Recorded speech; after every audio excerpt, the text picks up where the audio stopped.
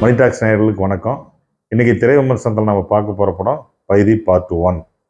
John Khiladi டைரக்ஷனில் Zayed Majid இந்த படத்தில் வந்து ஹீரோவாக அறிமுகமாயிருக்காரு. ராசையான ஒரு படம். பிரபுதேவா ஹீரோவாக நடித்தாங்க, ராதிகா வந்து பிரபுதேவா அம்மாவை நடிச்சிருப்பாங்க. அன்னக்கிளி ஆர் செல்வராஜன் சொல்லி அன்னக்கிளி படத்துக்கு வந்து கதை வசனம் எழுதினவர். அதுக்கு பிறகு பாரதி ராஜா, மணிரத்னம் இவர்களுடைய பல வெற்றி படங்களுக்கு அவர் தான் கதையாசிரியர். குறிப்பாக முதல் மரியாதைக்கு அவர் தான் கதையாசிரியர், அலைபாயுதேக்கு அவர் தான் கதையாசிரியர். அவர் வந்து ஒரு கதை எழுதினார் ராசையான்னு சொல்லி, அவங்க தம்பி கண்ணன் டைரக்ஷன் பண்ணுன்ட்டு. அந்த கதை ஒன்லைன் என்னன்னு பார்த்தீங்கன்னா, பரம்பரையாகவே ஒரு கிராமத்தில் வந்து ஒரு மக்கள், ஒரு குழு மக்கள் வந்து திருடுறதே தொழிலாக வச்சுருப்பாங்க. அவங்க வந்து எந்த இடத்துல திருட போகிறாங்களோ அங்கே வந்து கண்ணக்கோள்னு ஒரு கோல் வச்சுட்டு வந்துடுவாங்க. பிறகு போய் அந்த ஊரில் இருக்கிற யங்ஸ்டர்ஸ் எல்லாமே திருட்டு குரூப்பு சார்ந்தவங்களாம் அந்த கண்ணக்கோள் வச்ச வீட்டில் திருடிட்டு வருவாங்க. அந்த இடத்துக்கு பெண்களை எந்த தொந்தரவும் பண்ண மாட்டாங்க, திருடிட்டு மட்டும் வந்துடுவாங்க. இதையே வந்து பிழைப்பாக நடத்திட்டு இருப்பாங்க.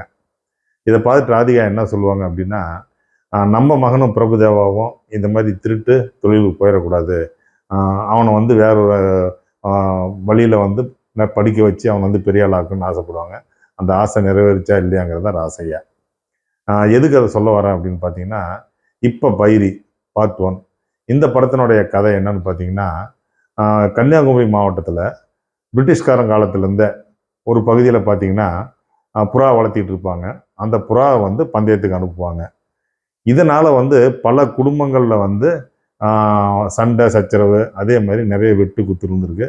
இந்த புறா பந்தயத்தினாலையும் புறா வளர்ப்புனாலையும் எந்த ஒரு பலனும் அந்த மக்களுக்கு இல்லை.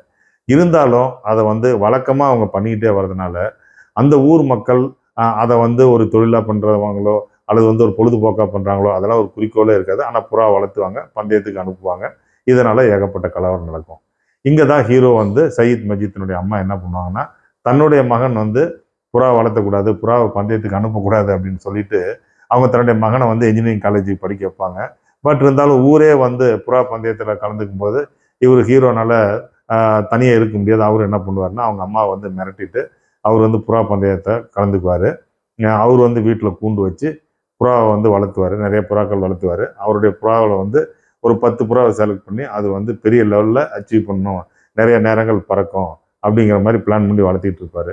இப்போ வந்து பந்தயம் நடக்கும். அந்த பந்தயத்தில் பார்த்தீங்கன்னா வில்லன், அந்த கன்னியாகுமரி மாவட்டத்தையே கலக்கிக்கிட்டு இருக்கிற ஒரு கொலகார வில்லன். இந்த கொலகாரன் வில்லன் புறா பந்தயத்தை அப்போ நடுவரை வந்து ஏமாற்றி, நடுவரை மிரட்டி தன்னுடைய புறா தான் அதிக நேரம் பறந்துச்சு அப்படிங்கிற மாதிரி ஃபோக்கஸ் பண்ணுவான். இதை வந்து ஹீரோ கண்டுபிடிச்சி அதை தடுத்து நிறுத்துவார். அடுத்தது வந்து ஹீரோவோடைய புறாவை பறக்க விடுவாங்க. பறக்க விடும்போது அது பெருசாக சாதிக்கும்னு நினைக்கும் போது வில்லன் வந்து அந்த புறாவை வந்து டிஸ்டர்ப் பண்ணி பைரி அனுப்பிச்சு அந்த ஆட்டத்தையே வந்து கழிச்சிருவான். இதனால் பெரிய கலவரமே ஏற்படும். இந்த கலவரத்தினுடைய முடிவு என்ன, இதில் யாரெல்லாம் உயிரோடு இருந்தாங்க, யாரெல்லாம் இறந்தாங்க அப்படிங்கிறத அந்த படத்தினுடைய மீதி கதையை. பைரி அப்படின்னா என்னன்னு பார்த்தீங்கன்னா, பந்தய புறா பறக்கும்போது அந்த புறாவை டிஸ்டர்ப் பண்ணுற மாதிரி ஒரு புறா கூட்டம் வரும், அல்லது அந்த புறாவை வந்து காலி பண்ணுற மாதிரி ஒரு கழுகோ பறந்த வரும். இதுதான் பைரின்னு சொல்லுவாங்க. இந்த பைரிகிட்டேருந்து தன்னுடைய பந்தய புறாவை காப்பாற்றுறது தான் அந்தந்த பந்தயம் நடத்துகிறவங்களுக்கு அந்த புறா வளர்த்துறவனுடைய வேலையாகவே இருக்கும். ஸோ இதுக்கு பேர் தான் பைரி. இந்த படத்தினுடைய ஹீரோ நான் சொன்ன மாதிரி சயீத் மஜித். இதுதான் முதல் படம் அவருக்கு. ஒரு சிறுத்தை வந்து கூண்டுலேருந்து வெளியே வரும்போது ஒரு வேகம் கொடுக்கும் பார்த்தியா, இறையை தேடி போகும்போது அந்த வேகத்துக்கு இணையான வேகத்தோடு அவர் நடிச்சிருக்காரு. அந்த வேகம் தான் இந்த படத்தில் வந்து நம்மளை உட்கார வைக்குது. கண்ணுக்கு யாரெல்லாம் படுறாங்களோ, கையில் எதெல்லாம் கிடைக்குதோ அதெல்லாம் எடுத்து வில்லங்களை அடிக்கிறாரு. அதே மாதிரி தன்னுடைய நண்பங்கிட்ட அவங்ககிட்ட எல்லாத்திட்டையும் ஒரு அன்பாக பழகும்போது அவருடைய அந்த டைமென்ஷனே மாறி ரொம்ப லவ்வபுல்லாக பழகுறாரு. நிறைய டைமென்ஷன் காட்டியிருக்காரு. இந்த படத்தினுடைய பெரும் பலமே பார்த்தீங்கன்னா எல்லா நடிகர்களுடைய யதார்த்தமான நடிப்பும் தான். அடுத்து ஹீரோவுடைய ஃப்ரெண்டாக நடிச்சிருக்காரு, யார் டைரக்டர் தான் நடிச்சிருக்காரு, ஜான் கிலாடி. அவர் வந்து பார்த்தீங்கன்னா அவங்க அம்மா, ஹீரோனுடைய அம்மா வந்து எவ்வளோ திட்டினாலும் இவர் வந்து கோபமே பட மாட்டார், ரொம்ப சாந்தமாக இருப்பார். அந்த அம்மாக்கிட்ட அழுகுவார், இதுமாதிரி என்ன திட்டாதீங்க திட்டாதீங்கன்னு. அது ஒரு பெரிய கதை, அது படம் பார்த்தீங்கன்னா தான் உங்களுக்கு தெரியும்.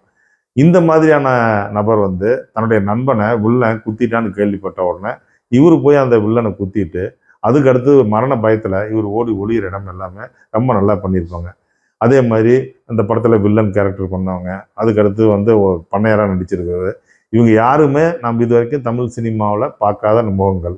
ஆனால் இவங்களுடைய நடிப்பு பார்த்தீங்கன்னா ஒரு 25 படத்தில் நடித்தா எந்த மாதிரியான ஒரு ஃபீல் இருக்குமோ அந்த ஃபீலோட நடிச்சிருக்காங்க. கொஞ்சம் கூட கேமரா ஃபியர்னஸ் கிடையாது. அதுக்கடுத்து அப்படியே அரக்கண்ணில் கேமராவை பார்க்குறது எதுவுமே இல்லை. டைரக்டர் வந்து அந்த ஷாட்டை வந்து என்ன நினச்சி எடுக்கிறாரோ அந்த ஷாட்டில் அப்படியே பர்ஃபார்மன்ஸ் பண்ணியிருக்காங்க. அதுதான் இந்த படத்தை வந்து நம்மளை உட்கார வைக்குது. படத்தினுடைய ஆரம்பத்தில் வந்து கன்னியாகுமரி மொழி வந்து பார்த்தீங்கன்னா நமக்கு தமிழுக்கு வந்து நம்ம சென்னை தமிழுக்கோ அல்லது தமிழ்நாட்டினுடைய மற்ற தமிழுக்கோ புரியாத மாதிரியே இருக்கும். நமக்கு அது பிடிப்படல. ஒரு 20 நிமிஷத்துக்கு கதை போக போக தான் அந்த தமிழ் பிடிப்பட்டுச்சு. அடுத்து அவங்களோட நடிப்பும் நம்மள வந்து ரொம்ப ஈர்த்துச்சு. சரி, ஓகே. இந்த படத்தில் ஹீரோ மற்றவங்களாம் நடித்தாங்க இல்லையா? டெக்னீஷியன்ஸ் பற்றி சொல்லணும் அப்படின்னு பார்த்தீங்கன்னா வசந்தகுமார் தான் இந்த படத்தினுடைய ஒளிப்பதிவாளர். முதல் படம் எல்லாத்துக்குமே வசந்தகுமாரனுடைய ஒளிப்பதிவு வந்து ரொம்ப நம்பிக்கையாக இருக்குது, ரொம்ப லாஜிக்காக இருக்குது. குறிப்பாக ஒரே ஒரு சீன், ஹீரோ வந்து தன்னுடைய புறாவை வந்து பந்தயத்துக்கு அனுப்பிச்சிருப்பாரு. அது வந்து அதனுடைய டார்கெட் வந்து பார்த்தீங்கன்னா ஒரு 26 மணி நேரம் அது பறக்கணும் அப்படின்னு ஏற்கனவே பிளான் பண்ணி வச்சுருப்பாங்க. அது பறந்துருக்கும். பந்தயத்தப்போ அது 26 மணி நேரம் பறக்கணும். பறந்துட்டா அவருடைய இப்போ ஹீரோவுடைய புறா வந்து பெரிய லெவலில் வெற்றி அடைஞ்சதுன்னு அர்த்தம். இப்போ வந்து பார்த்தீங்கன்னா பகலில் ஆரம்பித்த புறானா வந்து நைட்டு பறந்துக்கிட்டே இருக்கும். பறக்கும்போது பைரி புறா விட்டுருவாங்க. நைட்டில் விட்ட உடனே அது வந்து ஒரு கூட்டமாக இந்த புறாவை சுற்றி வரும். கீழே நின்று எங்கெல்லாம் பார்த்துக்கிட்டு இருப்பாங்க. புறா வந்து வானத்தில் பறந்துக்கிட்டு இருக்கும். புறாவுக்கு மேலே ஒரு பாயிண்ட் ஆஃப் வியூ ஷாட்டில் ஒரு ஆங்கிள் வச்சுருப்பாரு, கேமரா ஆங்கிள், பிரமாதமான ஆங்கிள். அது பார்த்தீங்கன்னா ஸ்கையிலேருந்து ஒரு ஆங்கிள், ஒரு பாயிண்ட் ஆஃப் வியூ ஷாட்டில் புறா பறந்துக்கிட்டு இருக்குது. அது கீழே வந்து இந்த புறா பந்தயத்தில் இருக்கிறவங்கெல்லாம் பார்க்குறாங்க. இந்த மாதிரியான ஒரு நைட் எஃபெக்ட். இது பார்த்தீங்கன்னா இந்த ஷாட் வந்து இந்த மாதிரியான ஷாட் எல்லாமே ரொம்ப லாஜிக்காகவும் எங்கேயுமே கதையை மீறாமல் பக்காவாக பண்ணியிருப்பார். இந்த படத்தினுடைய இசையமைப்பாளர் அருண்ராஜ். நெல்லை மாவட்டத்துக்கு கன்னியாகுமரி மாவட்டத்தில் அவங்களுடைய பொழுதுபோக்கு வில்லுப்பாட்டு தான். அவங்க நிகழ்ச்சிகளுக்கு எல்லாத்துக்கும் வில்லுப்பாட்டு பயன்படுத்துவாங்க. படத்தினுடைய ஓப்பனிங்லேயே வில்லுப்பாட்டில் தான் ஹீரோனுடைய கதையை ஆரம்பிக்கும். அந்த வில்லுப்பாட்டை அதோடு விட்டுறல அவங்க. நிறைய இடத்துல இந்த படத்தினுடைய காட்சிகள் வரும்போது ரீரெக்கார்டிங்க்கு அந்த வில்லுப்பாட்டினுடைய கண்டினியூஷனே எடுத்து அந்த ரீரெக்கார்டிங்கில் வந்து போஸ்ட் பண்ணியிருக்காங்க. பிரமாதமான ஐடியா அது. நல்லா பண்ணியிருக்காங்க. அதே மாதிரி தீம் மியூசிக்னு சொல்லி தனியாக ஒரு மியூசிக் போடாத, அந்த வில்லுப்பாட்டு வந்து ஆரம்பித்தாங்க இல்லையா, அந்த வில்லுப்பாட்டினுடைய மியூசிக் எடுத்து இந்த தீம் மியூசிக்கே போட்டிருக்காங்க, லிரிக்காக அதையே போட்டிருக்காங்க. இது எல்லாமே அந்த மெனக்கடல் எல்லாமே வந்து ஒரு நல்ல படத்தை இவங்க உருவாக்க முயற்சி எடுத்திருக்காங்க அப்படின்னு தான் நமக்கு தோணுது. அது மட்டும் இல்லாமல் இந்த படத்தினுடைய டைரக்டர் நான் ஏற்கனவே சொன்ன ஜான் கில்லாடி, அவர் வந்து ஒரு பெரிய ஆராய்ச்சியே பண்ணியிருக்காரு. தீரன் அதிகாரம் ஒன்றில் எப்படி வந்து கார்த்திக் படத்தில் வந்து ஒரு பெரிய ஆராய்ச்சியே பண்ணி அந்த திருடர்கள்லாம் யார், வடநாட்டு கொள்ளையர்கள் எப்படியாப்பட்டவங்க, இதை பற்றி ஒரு ஆராய்ச்சி இருக்கு இல்லையா? அது மாதிரி புறானுடைய வளர்ப்பையும் புறாவனுடைய பந்தயம் கன்னியாகுமரி மாவட்டத்தில் எப்படி ஆரம்பிச்சது, அது எதை நோக்கி போயிட்டு இருக்குது அப்படிங்கிறது ஒரு பெரிய ஆராய்ச்சியே பண்ணி இந்த படத்தை எடுத்திருக்காரு. அது அதிகமாக ஆராய்ச்சி ஷாட்லாம் நம்ம காட்டி சீன்லாம் காட்டி நம்ம டிஸ்டர்ப் பண்ணல. அது ஓரளவுக்கு நமக்கு வந்து மாண்டேஜஸில் காட்டியிருக்காங்க, சில இடங்களில் காட்டியிருக்காங்க. அதே மாதிரி இந்த படத்தினுடைய ஒவ்வொரு ஷாட்லேயும் ஒவ்வொரு சீன்லேயும் அந்த வட்டார வழக்கை அழகாக பதிவு செஞ்சுருக்காரு மியூசிக் டைரக்டர். அந்த மியூசிக் மூலமாக இந்த படத்தினுடைய இயக்குனரும் அந்த ஊர் மக்கள்லாம் வந்து கம்யூனிஸ்ட சித்தாந்த உடையவங்க, அங்கே நிறைய பேர் கம்யூனிஸ்டாக இருக்காங்கிறதுனால ஒரு மாண்டே ஷாட்டில் வந்து ஹீரோ வந்து ஒரு ரிசிப்டில் வந்து டொனேஷன் வந்து ஃபில்லப் பண்ணி கொடுத்துட்டு போகிறார். பார்த்தீங்கன்னா அங்கே ஒரு கம்யூனிஸ்ட் சின்னம் இருக்கும். அதே மாதிரி இவங்க எல்லாமே ஐயா வழியை வந்து கும்பிட்றவங்க, பின்பற்றுறவங்கிறதுனால எல்லாத்தினுடைய நெத்திலையும் வந்து ஒரு நாமம் மாதிரி போட்டிருப்பாங்க. நாமல்ல ஒரு வெள்ளைக்கோடு மாதிரி போட்டிருப்பாங்க. இதெல்லாம் பார்த்தீங்கன்னா எதையுமே வந்து பார்த்தா டைலாக்ல கன்வே பண்ணியிருக்க மாட்டாங்க. எல்லாத்தையுமே விசுவலாக கன்வே பண்ணியிருப்பாங்க. எந்த இடத்துலையுமே அதனுடைய நேட்டிவிட்டி குறையக்கூடாது அப்படிங்கிறதுல ரொம்ப கவனமாக பண்ணியிருக்காங்க. சரி, இந்த படத்தில் இவ்வளோ சொல்லுங்களேன், இந்த படத்தில் மைனஸ் இருக்குன்னா ரொம்ப கவனிக்கக்கூடிய மைனஸ் இருக்குது. இந்த படத்தை எல்லாரும் ஃபேமிலியோடு போய் பார்க்க முடியாத அளவுக்கு இந்த படத்தில் வல்கரான டைலாக்ஸ் நிறைய இடத்துல வச்சுருக்காங்க. அது எல்லாமே வந்து நடைமுறை வாழ்க்கையில் அந்தந்த வட்டாரத்தில் கோபம் வந்தால் திட்டக்கூடிய கெட்ட வார்த்தைகளை இந்த படத்தில் வந்து இவங்க வந்து வச்சிருக்கிறது நிறைய இடத்துல வச்சுருக்காங்க. அது ரொம்ப டிஸ்டர்பாக இருக்குது. அது குடும்பத்தோடு பார்க்க முடியாது. அந்த டைலாக்லாம் அவங்க நீக்கி இருந்திருக்கலாம். அது மாதிரி இந்த படத்தில் வந்து ஹீரோவுக்கு உண்டான லவ் செக்மெண்ட்டே தேவையில்லை. லவ் செக்மெண்ட் இல்லாதே அந்த படத்தில் இருந்தால் நல்லா வந்திருக்கும். எதுக்காக லவ் செக்மெண்ட் சேர்த்துறாங்க அப்படின்னு தெரியல. அதே மாதிரி இந்த கதை வந்து ஹீரோனுடைய வீட்டையே சுற்றி நிறைய சீன்ஸ் இருக்கிறதுனால நிறைய இடத்துல பார்த்தீங்கன்னா நமக்கே வந்து ஒரு சலிப்பு ஏற்பட்டது. ஹீரோ விட்டுட்டு வேற இடத்துக்காக போங்கப்பா அப்படின்னு. அதே மாதிரி ஹீரோவோடைய அம்மா தன்னுடைய மகனை வந்து எப்படியாவது என்ஜினியர் ஆக்கிடணும், இந்த புறா பந்தயத்தில் கலந்துக்க கூடாது அப்படிங்கிறதுக்காக கத்திக்கிட்டே இருப்பாங்க. அந்த கத்திக்கிட்டு இருக்கிறது நமக்கே பயங்கர இரிட்டேஷனாக இருக்குது. அது ஹீரோவுக்கு எப்படி இருக்கும்? ஹீரோவுக்கே பயங்கர இரிட்டேஷனாக இருக்கும்போது நமக்கு எப்படி இருக்கும்?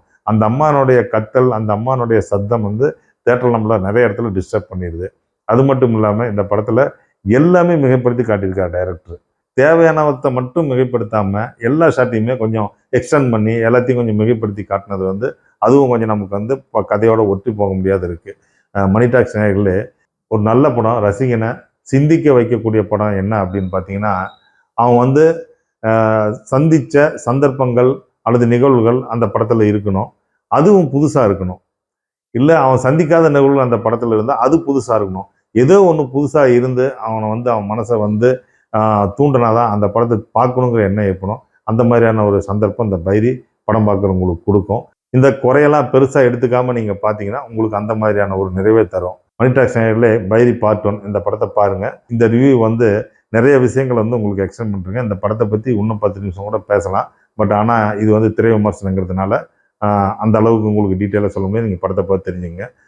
இந்த விமர்சனம் உங்களுக்கு புரிஞ்சுது தான் நீங்கள் லைக் பண்ணுங்கள், ஷேர் பண்ணுங்கள், சப்ஸ்கிரைப் பண்ணுங்கள்.